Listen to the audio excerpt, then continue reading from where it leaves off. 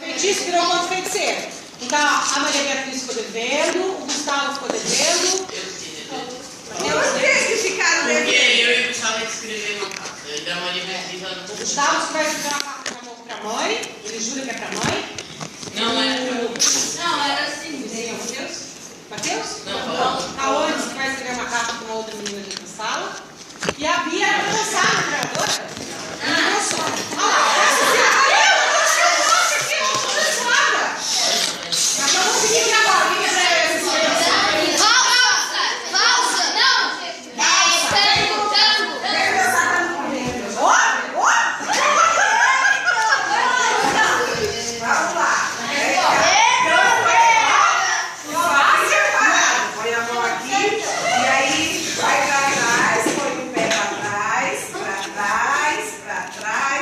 lá, aí agora é pro lado, tá?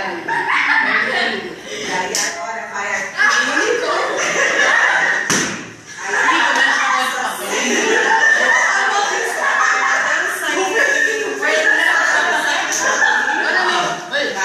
Aí agora roda assim, aí vem aqui, ó.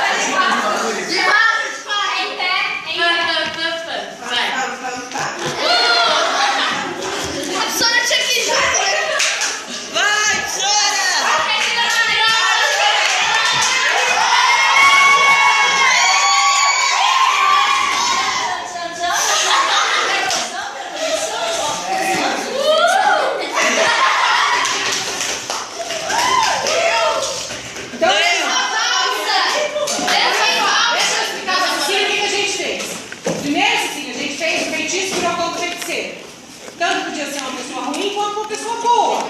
Algumas pessoas se deram bem e falaram coisas boas. Eu tive uma bosta. E outras pessoas, inclusive, nem conseguiram pagar o mico, não conseguiram.